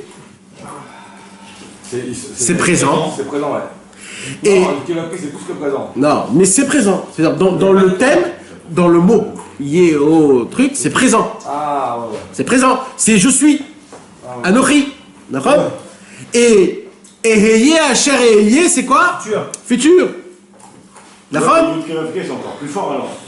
Parce que le Kevavke, Bah oui. c'est intemporel. Bah oui, c'est intemporel. Oui. Il n'y a même pas de présent, même pas de futur, il n'y a pas de temps. Nahon, mais ça c'est Dieu. Mais moi, je peux pas capter ça. Ah, c'est ce que Donc je capte que le présent. Je disais tout à l'heure. Voilà. Le problème, ça de voir comme il va être plus tard, le mec, s'il va faire tchouva. C'est pas notre problème. Nahon. Mais le thème, le nom du thème de Dieu de Yud Kevavke, c'est présent. Ouais. Ça veut dire je suis là et je serai toujours là. Ouais. Et le passé, présent, le futur, je suis là encore. Ouais, c'est la même chose. Et- C'est la même chose en réalité. C'est la même chose après. Et là, il lui dit, quand les Bnei Israël ils vont me demander comment tu t'appelles, qu'est-ce que je vais leur répondre? Et là, il lui dit un troisième nom. Il me dit, je vais m'appeler Eheye Asher Eheye. Je suis ce que je vais être. Ok? Alors, donc là, Akadosh Baruch Hu a dévoilé à Moshe Rabbeinu 3 noms. Que ces 3 noms-là, c'est quoi? C'est une sorte de passé, présent et futur. Nahon? Ok. Moshe Rabbeinu, il dit à Kadosh Baruch Hu, ok, Aaron il vient, etc. Maintenant, il se trouve un problème. Il dit, Aaron, là je vais venir chez les Béné Israël. Qu'est-ce que je leur dis? Qu'est-ce que je vais faire? Qu'est-ce que je dois faire? Alors, entre parenthèses, il y avait un nom de code que les Béné Israël ils ont reçu de Yosef Hatzadik. Et c'était quoi le nom? Pakod Pakati. Ouais, il viendra en son temps. Pakod Pakadeti. Compter et compter. Maintenant, si tout le monde sait le nom de code, Alors c'est quoi ce code-là? Il y a Ah, moi- plein de gens qui le savaient. Hein? Non, tout le monde le savait. Tout le monde le savait. Maintenant, si c'est un code, pourquoi ça doit être un code alors? Tout le monde le sait. Mais c'est Alors, quoi qui l'ont dit? C'est quoi ce code? un homme qui viendra et qui dira pas code, pas Kati, c'est lui le sauveur. Ma chère. Le sauveur de l'Égypte. Moi, c'était moi chez ma chère, je pense. Donc, si tout le monde le sait, alors c'est quoi le travail? Alors chacun il va venir, il va dire pas code, pas Kati. Oui, mais il doit le prouver. Non, mais eux, ils. Mais c'est ça, prouver. Mais C'est de moi, dire c'est pas la code, pas Kati. première. Mais moi, c'est la première parce que c'est pas Ah, mais personne n'osait le dire pour rien. Il a été dans le passé, il était en France, il a été exilé, il est revenu, il est revenu. C'est toi qui dois le dire. Il a pas vivant de ça. Cachet, il fait tout. Ouais, mais quand même, il y aura toujours des gens. Le futur, ce qu'il est arrivé, et le présent où il leur a montré tout. Il y aura toujours des gens qui vont te dire. Les mecs, ils osent pas le dire pour rien, frérot. Si. Non, mais il y a des- Ils en avaient tellement marre. Tellement marre. Dire ça et alors ils vont Crois-moi qu'il y avait des gens qui sont venus et qui ont dit pas code, pas Kati. Non, je la connais, à raison, j'ai oublié. Dis-lui, tu vois, il y a des gens qui l'ont dit pour rien. Bon, ouais, tout ça. Quand Hachem lui donne le troisième nom là, c'est-à-dire que là il dit t'es en roue libre, c'est même plus toi qui va convaincre, c'est moi qui vais pas la faire à toi. Il se pose la question, moi qu'est-ce que j'ai à faire moi dans cette histoire? La vérité, à te le sortir, pourquoi t'as besoin de moi en vérité? Tout va passer par toi en vérité, c'est ça c'est un peu ambigu tout ça. Respecte-moi, frère. J'ai mal. Alors il y a un chidouche de folie. C'est Rabbeinu qui l'a dit celui-là. Non. Ça c'est Rabbi Pinchas de Koritz, le copain du Baal Shem Tov. Il a dit un chidouche. Le copain. Ouais. Le copain du Baal Shem Tov. Le Talmid Chaver. Et lui, il a dit un chidouche de folie. Il a dit comme ça. Vous savez que dans les lettres hébreux, il y a 5. Ils sont compartis en 5. 5 catégories. En 5 catégories. La langue, la bouche. La langue, la bouche, les dents, le palais et la gorge. Et Il faut utiliser pour dire la lettre. voilà, d'accord? Ah ouais, tu t'avais expliqué Ah, que ouais, tu fais 5, travailler toutes tes... voilà. Donc il y a 5 parties. Maintenant, un homme qui bégaye, c'est toutes les lettres de la comment on dit? De la lèvre qu'il peut pas dire. Bête, même, lamed, p. Alors, quand Hachem, il dit à Moshe Rabbeinu, va dévoiler le peuple juif. Alors qu'est-ce qu'il lui dit? Il lui dit, Moshe Rabbeinu, je peux pas. Alors il dit, pourquoi je peux pas? Il dit, parce que je bégaye. Je peux pas dire pakot, pakati. Pourquoi Parce que pakot, pakati, c'est toutes les lettres de la bouche. Il aurait pas pu le dire. Il pouvait pas, il bégayait. C'est pour ça qu'il arrête pas de lui dire, je bégaye, je bégaye, je bégaye. Il aurait pu enlever son bégaiement et lui mettre... Mais non. Hachem, il laisse la nature. Alors là, qu'est-ce qu'il voit, Moshe? Là, il voit que le Hémet, d'accord? Mais ce que Moshe ne savait pas, c'est que tous les béné Israël, eux, ils savaient que c'était Pakot Pakati. Mais ils savaient que c'était un homme qui n'arriverait pas à dire Pakot Pakati, qui va essayer de dire Pakot Pakati. Pourquoi ça? Pourquoi? Alors lui, Moshe, il dit, je peux pas parce que je bégaye. Mais Dieu lui dit, mais c'est justement parce que tu bégayes. Ah, justement, t'es petit. Ben oui. Et alors toi, tu vas venir et tu vas leur dire, et là, ils vont dire, ah, c'est lui. Comment on dirait c'est lui s'il bégaye? Il va dire... Tous savaient que tout le monde, c'est pas, en fait, ce code-là, c'est pas de connaître le code. C'est quelqu'un qui devra dire le code, mais il n'arriverait pas à le dire. C'était ça le code. T'as compris? C'est-à-dire, s'il y a quelqu'un qui vient et qui se fait montrer, il dit pas code, pas qu'à dire, ben c'est pas toi. Moi j'ai des qui pas ça. Ouais. Et moi j'ai des Il y en a beaucoup qui ont fait pas comme un Ouais. Non, vraiment? Qu'est-ce que tu crois? C'est qui t'as... C'est un test. C'est bon, hein? Moi, c'est ceux qui savaient pas ça. Ouais. Bah parce qu'il était pas là-bas, lui. Il était pas là-bas, il savait pas ça. Vous n'êtes pas là-bas, mais c'est un entourage. Non, il y a comme ça, il y a des choses comme ça. C'est pas parce que tu connais chaque fois que tu connais tout. Top. Alors je reviens sur ça. C'était une petite fraise pour vous réveiller là un petit peu parce que. Mais maintenant on revient les amis. Aujourd'hui, le Mashiach, quand il va venir, il va dire ça. Le Mashiach aussi, il va dire. Le Mashiach aussi, il bégaye. Elle bégaye quand même. Bien sûr qu'il bégaye. Il devra dire Nachman. Il n'arrivera pas à dire Nachman, donc il va dire Nachman, Meuman.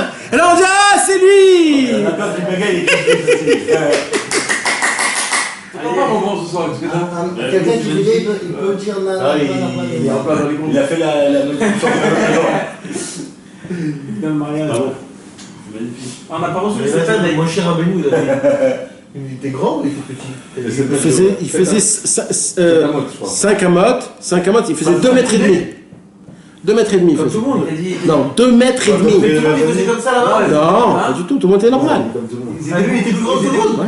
Mais non, Et Aaron, Aaron aussi. il était grand. mais t'as dit que Mais c'est pas il a caché, mais il a voulu choisir un peu. Un petit, pas de taille, de rabaissement. Non, non. Tu sais ce qui est bizarre, j'ai trouvé, c'est que le nom de Moshe, en vrai, c'est un nom égyptien qui veut dire Machouf. Machouf, qui veut dire sorti des eaux. Mais à l'époque, on te dit dans la Torah qu'à l'époque du Moshe, juste avant, les magiciens, ils avaient dit le libérateur, il est en train de naître, il va naître bientôt, c'est pour ça que Il les a tous tués. Et il lui avait dit, les magiciens, il va sortir des eaux, il va avoir quelque chose avec les eaux. Mais quand sa fille, elle prend un enfant et qu'elle l'appelle sorti des eaux, il capte pas. Qu'est-ce qu'il dit, Joseph? Pharaon, il faisait 70 cm.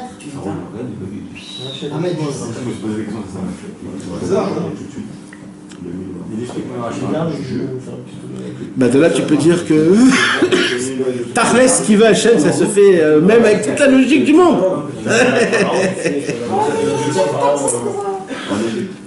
Mes amis, écoutez le chidouche de Rabbi Nachman. J'ai proposé le nanach en fait. Ah là là, entre le. Puissant, Alors maintenant le chidouche de Rabbi Nachman, c'est que Moshe Rabbeinu, comme il n'avait pas de l'expérience pour diriger le peuple. Mais il était roi, frère. Non, le béné Israël de les rapprocher à Dieu. Ils ont la nuque raide. La nuque dure comme du fer. Ouais, nuque bien sûr, la nuque dure comme du fer. C'est les noirs ça? Non, c'est nous. Nous. On a beau tout voir, tout savoir, et on reste des imbéciles, des têtes de mule. Comment ça s'appelle là, le poisson que vous avez sorti? Le marlin. On est un marlin, on est le nez du marlin, nous. C'est ça qu'on est, on est dur comme de la pierre, on est. Que Dieu nous en préserve, mal à saute. Et tout le temps on a été comme ça? Eh oui, et tout le temps. Non. Ah, Bekitso. Alors, mon cher Rabbeinu, il n'avait pas d'expérience avec ça encore. C'était la première fois. Alors, mon cher Rabbeinu, il vient, il dit à Hachem, directement à Hachem, si ce sont des pêcheurs. Des pêcheurs comme Marlin Non, si ce sont des pêcheurs de péché. Alors, laisse-les souffrir. Laisse-les souffrir. Comment on éduque un enfant? Eh oui, on les frappe. Il faut les frapper, le martinet. Alors, je vais sortir le martinet. Eh oui, eh oui. C'est Moshe Rabbeinu qui a dit ça. Ce sont des pécheurs, frappés. Alors là, Hachem il lui dit.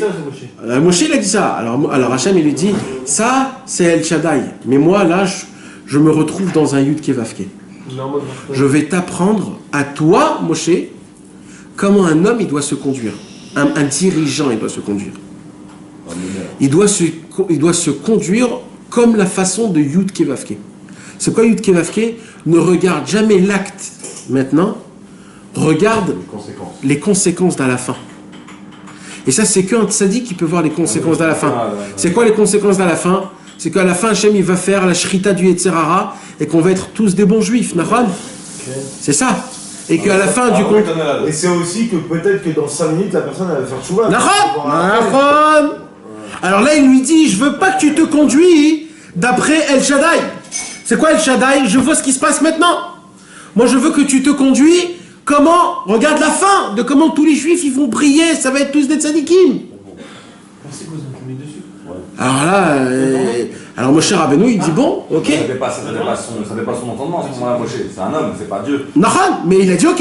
Il a dit je vais commencer à me rentrer dans ça. Il dit mais maintenant j'ai un problème. Ça j'ai dit moi oui, mais eux ils te connaissent toujours sur le nom de El Shaddai. Donc si moi je vais venir, écoutez bien ça parce que tout ce que je suis en train de vous dire, c'est tout ce qui se passe dans notre tête quand on veut faire tchouva, mes amis.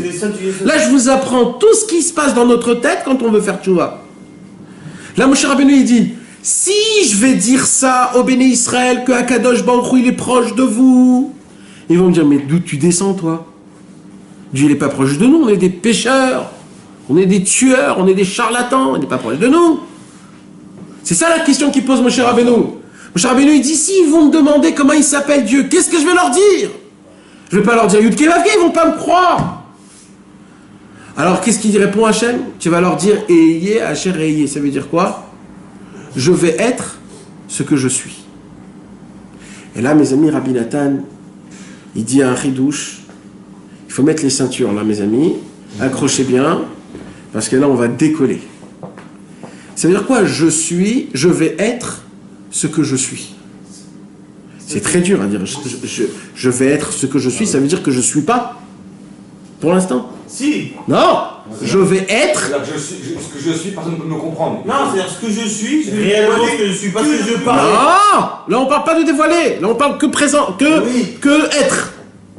C'est pas, alors c'est être, c'est le verbe être. Ah, okay. Donc je vais être ce que je suis. Retrouver mes racines. Il n'y a pas ça, Dieu, c'est Dieu, on parle de Dieu. Il n'y a que Dieu qui peut dire ça. Naham, mais ça veut dire quoi? Je vais être ce que je suis, c'est que je suis pas pour l'instant. Il se contracte. Alors écoutez le chidouche de Rabbi Nathan. Il dit, Moshe Rabbeinu, moi j'ai besoin, et Hachem il dit, Moshe, j'ai besoin d'un punching ball. Le punching ball, c'est toi. T'es prêt à être punching ball? C'est quoi un punching ball? C'est que ça. Ça veut dire faire le travail le plus sale, le plus dur, le plus naze, et à la fin de tout, personne ne va être reconnaissant. Là, sache-le. Tu sais, c'est comme les agents secrets. Hein, on leur enlève leur identité, etc. Personne ne sait rien du tout. Ils sauvent le monde et personne ne le sait. Et s'ils flanquent le mec, ben personne ne saura et on le saura comme un méchant. Alors Hachem il dit, t'es prêt à punching ball, Moshe? Et là, quand Hachem lui demande cette question-là à Moshe... Il demande ça à Hachem. Hein? Moshe il demande à Hachem si t'es prêt à toi et le punching ball. Non. L'inverse. Comment il va... Ah oui, parce qu'il lui dit, va-toi sortir. Mais quand tu dis sortir les béné Israël de là-bas, c'est rentrer dans une mare où tu sors pas. D'accord? Alors là, il lui dit, t'es prêt? Alors là c'est la première fois où Dieu, il est masmir, il désigne un tzaddik dans le monde. Là, il lui apprend la notion de c'est quoi un tzaddik. Jusqu'à maintenant, il n'y avait pas eu de tzaddikim. Il y avait les Avot Akdoshim, Avraham, Yitzhak et Yaakov, ce sont les patriarches. C'était aussi des tzaddikim. Mais ils n'avaient pas ce thème de tzaddik. Après, il y avait Yosef, c'était un Natar Brit, c'était un homme qui gardait son Brit. Il était Kadosh. Mais il avait ce terme, Yosef. Non, on l'appelle Yosef Hatzadik, mais c'était pas le tzaddik authentique mondial. Tzaddik qui est ça de l'âme. D'accord? C'était un tzaddik. Point. Mais là, il a créé, Moshe Hachem, la notion du tzaddik authentique mondial. Le tzaddik, Mashéaya ou Sheiye. Moshe, c'est Mashéaya ou Sheiye. C'est les lettres. Ce qui s'est passé, c'est ce qui va être. C'est le même. Eyeh, Asher et Eyeh, c'est les mêmes mots. Tout le travail de Moshe Rabbeinu, c'est quoi? Le Moshe, c'est de dévoiler ce que Hachem, il va être, de le dévoiler maintenant. C'est quoi? Écoutez-moi, mes amis. On a dit, c'est quoi le nom Eyeh, Asher et Eyeh? Je vais être ce que je suis. Et c'est quoi le nom de Moshe? C'est les initiales Mashéaya ou Sheiye.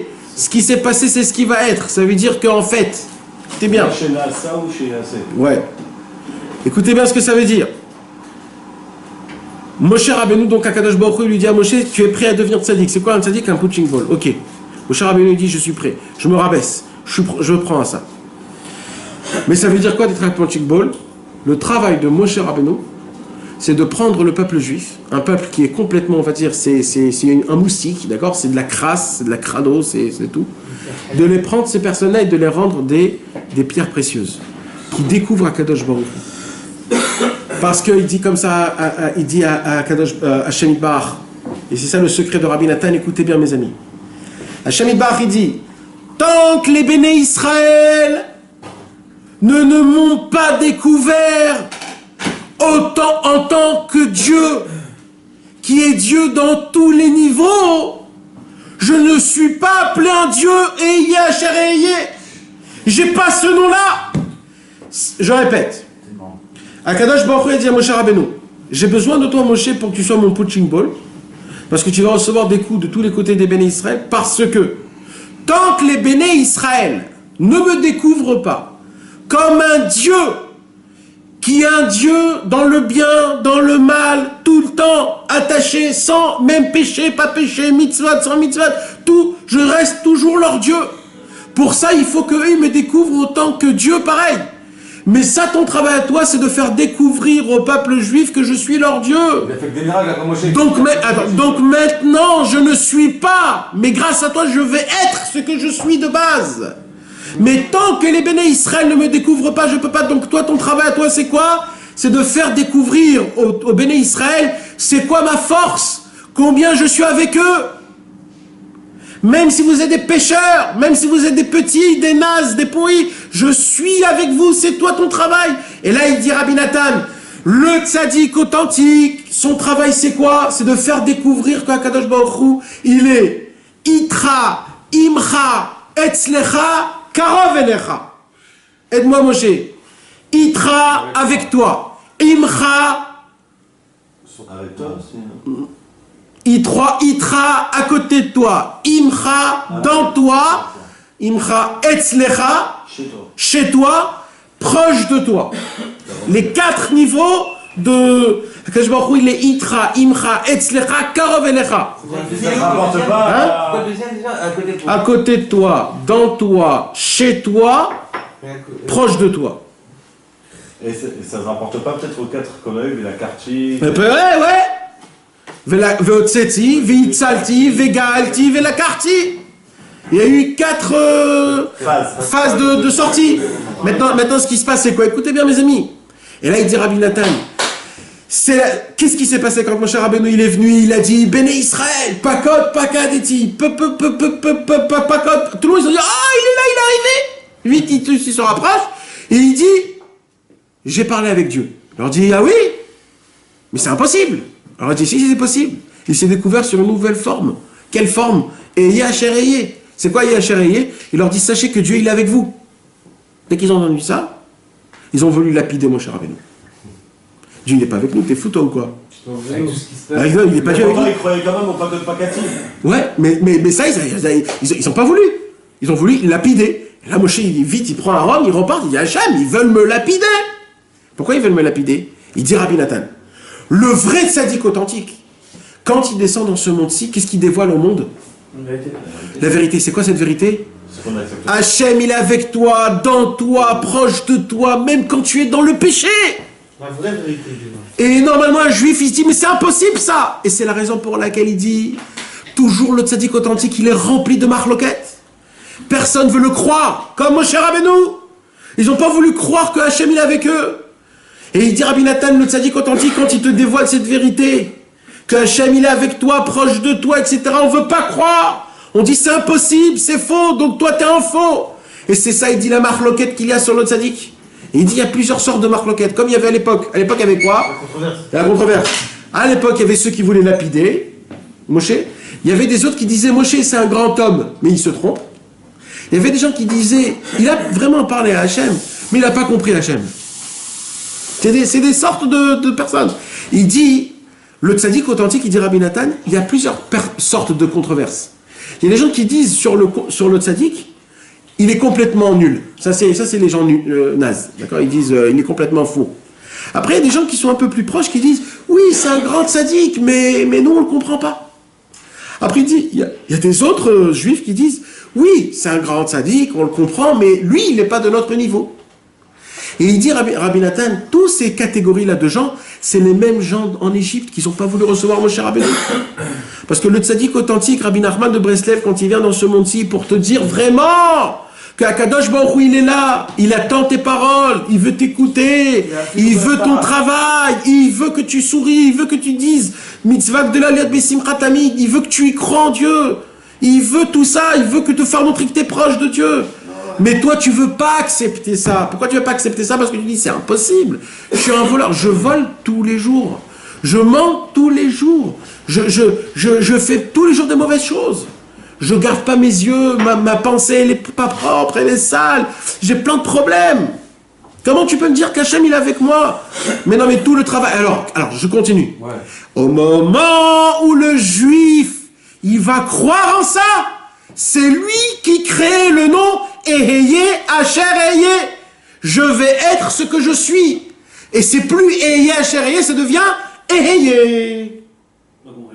Bah si. Je suis. Ah oui, il est devenu. Il est devenu. Il est devenu. Et c'est Eheye le nom le plus haut au monde. Mais c'est grâce à qui Eheye? C'est quand le juif, il est prêt à croire qu'Akadosh Baruch Hu, il est proche de moi, avec moi, dans moi, qui m'aime, qu'il attend mon travail, qui me regarde avec mes yeux. C'est que si j'y crois vraiment dans ça, que moi je l'appelle Eheye. En fait, pour découvrir. Et toute la Torah numéro 6, elle parle du nom Eheye. Et il dit Rabbi Nachman que Eheye c'est quoi? C'est la tchouva. Le nom de la tchouva c'est Eheye. Je vais être. Non, je suis devenu. Ça veut dire pour découvrir ce Je suis ce que je vais être. Je suis ce que je vais être. C'est ça le pirouche. Voilà. Et ça, même Moshe Rabbeinu ne le comprenait pas. Pourquoi? Parce que Moshe Rabbeinu, lui, il était pas de ce niveau-là. Voilà, il faut être sale, il faut être halal. Alors, Moshe Rabbeinu, il avait besoin de Yud Kevavke. C'est quoi Yud Kevavke? C'est que moi, le temps n'existe pas, je fonctionne pas au début du temps. Alors ça, il comprend. Ça veut dire que moi, je dois regarder le peuple juif au niveau de... sans les juger. Mais vous, les béné Israël, vous êtes des gens sales. Vous, les béné Israël, que vous êtes, ça fait 200 ans, vous n'avez pas de Torah. Vous savez ce qu'il y a écrit? Qu'il ne faisait même plus la Brit Mila. Il ne faisait plus la Brit Mila. Oui, ils ont assimilé direct quand ils ont fait. Non, ils ne sont pas assimilés. Non, ils travaillaient dans les Ouais. Et ils n'ont pas fait la Brit Mila. Et il y a écrit que c'est que quand ils sont entrés en Eretz Israël, quand ils sont entrés en Eretz Israël, ils ont fait la Brit Mila. Donc ceux qui n'avaient pas fait, ils l'ont fait au final. À la fin. C'est la Torah encore. Mais t'imagines qu'ils ont arrêté de faire la Brit Mila, la chose que... Parce qu'ils sont sortis de Goshen, c'est là.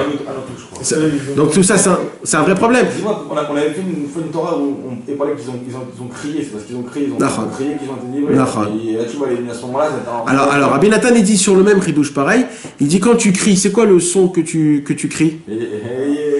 Eheye. Aïe, aïe, aïe, aïe, aïe, c'est quoi? C'est Eheye. En fait, ils ont crié Eheye. Pourquoi?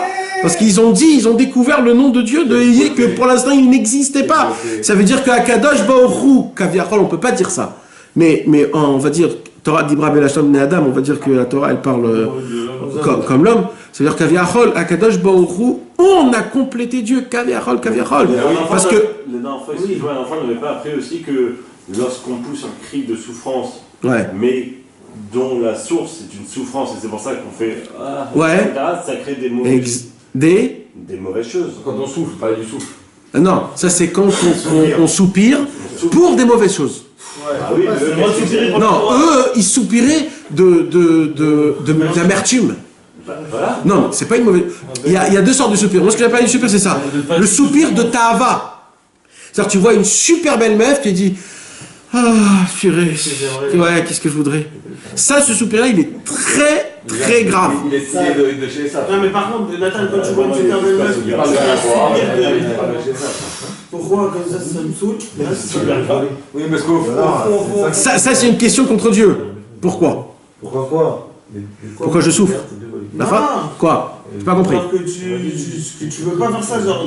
Ah, quand tu veux appliquer, t'arrives pas à appliquer. Ça, c'est un soupir qui te bombasse devant Hachem, mamache. Ce soupir-là, on a ça. Exactement, c'est ce du vent qui vient de se dire. Vous avez compris, mes amis? Donc Il a fait quoi comme travail, Moshe? Il a fait quoi?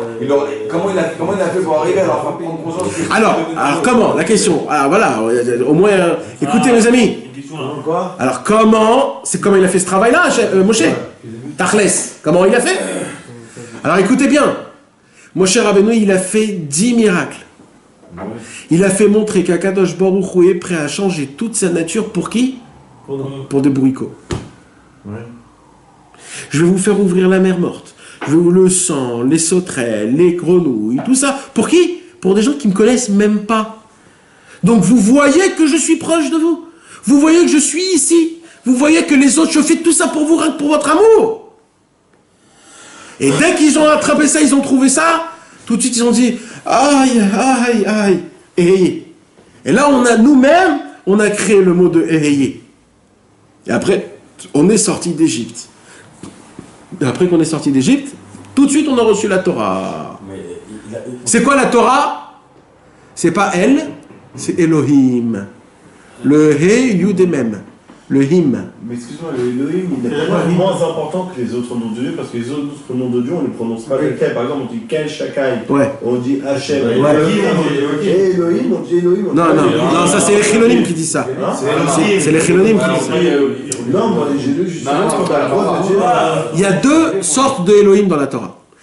Ah, il y a le Elohim, Des Dayanim. Il y a les Elohim Acherim. Ah, voilà. D'accord, il y a Elohim Acherim. Il y a aussi Elohim. Des fois, c'est les juges. Dans la Torah, écrit Elohim, ce sont les juges. Ouais, Elohim. Elohim. Non, mais faut savoir, on a le droit de. Mais non, D'accord. quand t'apprends par exemple à ton enfant à faire une prière, t'as le droit de dire le nom. Oui, c'est comme si tu étudies la Torah. Ah oui. Mais c'est pas pour rien. Là, c'est pas pour rien, C'est pour les faire comme ça, là. Alors, on comprend, mes amis. C'est Dafka, un homme qui est pécheur. Mais la finale, il y a quand même 80% qui sont. Ouais, 80% qui sont. Alors, c'est qui, dit Rabbi Nathan, les 80%? C'est ce qu'on a dit, mais les trucs cartables. Non, arrête, hésite encore attaché à ça. C'est qui? Ces gens-là, c'est eux qui voulaient pas croire que Hachem, il est avec nous quand on faute. T'as dit qu'il est bien, mais eux, ils voulaient pas. Ouais, ils ont pas voulu croire qu'Akadosh Baruch Hu, il est avec toi même quand tu fautes. Quelle puissance. Quelle histoire? Du bébé qui vole? Qu'est-ce que c'est quoi ce bébé qui vole? Quelle histoire? Non, attends, excuse-moi, à 80%, ils sont pas sortis parce que ils disaient que si Hachem était sur le côté, il y en a plein aujourd'hui qui disent ça. Alors qu'ils sont rejetés. Alors là, tu rentres dans le système d'aujourd'hui. Pardon, Johan, mais je suis obligé de continuer. Alors David, il a dit quelque chose de vrai. Qu'est-ce qu'il a dit, David? Redis. David, il a posé une question. Écoutez la question, s'il vous plaît. David, il a posé une question. Il a dit, si 80% du peuple juif, 80% d'Égyptiens, ils sont pas sortis à cause de quoi? Parce qu'ils n'ont pas voulu croire Moshe Rabbeinu. Ça veut dire qu'ils n'ont pas voulu croire que Hachem il est avec eux, même dans les fautes, même dans ça. Alors, aujourd'hui, que personne n'y croit dans ça, donc jamais de la vie, il y aura Machar qui va venir. Bah si, la preuve, Dieu il a fait la gentillesse. Bah si, c'est pour ça qu'on dit que non, mais c'est pour ça que quand on mais non, si 80% sont restés. La plupart, on va mourir. Et il n'y aura que les maminimes qui vont rester. Je crois pas dans ça, moi. Ils n'ont pas dit au contraire. Non, mais la marque de Rabbi Eliezer et de Yeshua parle que de la tchouva. Elle parle de la tchouva si elle vient avec l'amour, elle vient avec la volonté. De toute manière, il y a une tchouva, mais la tchouva elle vient de fond en rigueur. Alors, je vais te dire quelque chose, David, écoute bien. Et là, nous, on rentre en scène. C'est là où on rentre en scène. Tiens. Écoutez, mes amis. Donc, si c'est comme ça que ça se passe, alors où on est, tout ça, nous, comment on va faire? Alors là, nous, on rentre en scène. C'est quoi? Aujourd'hui, quelqu'un m'a posé la question, c'est quoi de faire de la fatsa? La diffusion des livres. C'est quoi? Tu peux me dire quelque chose au niveau de la fatsa? C'est faire connaître le tzaddik aux gens. Non, ça c'est pas la traduction. Ce que je veux dire, c'est... Diffuser. Non, mais c'est quoi? Ça fait quoi dans le monde? La flatsa. Afatsa. Ça fait une sale odeur. Non, la fatsa. Le Baal Shem Tov, il a dit ça aussi. La futsu mayeloter hachutza. Ah oui, c'est... Ouais, mais ter hachutza. C'est quoi? C'est quand Mashiach il viendra, quand tous les écrits et la connaissance et la conscience du Baal Shem Tov sera éparpillée dans le monde. Donc c'est la fatsa. Donc c'est quoi de faire la fatsa? Vous savez c'est quoi de faire la fatsa? C'est très simple. C'est quoi la fatsa? Un homme, il dira, un homme, quand il est vivant, on s'en fout de l'homme vivant. C'est pas ça, un homme vivant, on s'en fout. C'est quoi toute la vitalité d'un homme? C'est quoi? C'est sa pensée, sa conscience, ce que tu laisses dans le monde. Un homme qui n'a plus de tête, il n'existe plus. D'accord. Alors maintenant, si par exemple un homme est mort, mais on parle de lui tout le temps, il est vivant ou mort? Bien sûr, il y a Jacob. Voilà. D'accord. Est-ce qu'il y a plus vivant que Rashi? Non. Est-ce qu'il y a plus vivant que Rabbi Shimon Bar Yochai? Non. Est-ce qu'il y a plus vivant que le Rabbi Nachman? Voilà. Alors donc ça veut dire quoi? Quand un homme il diffuse par exemple la pensée de Rabbi Nachman, alors Rabbi Nachman par exemple il est mort, donc il ne peut plus rien faire, il a les mains scellées. Un homme qui vient et qui parle de Rabbi Nachman à quelqu'un d'autre que peut-être il va le faire éveiller, il ramène en vie dans ce monde.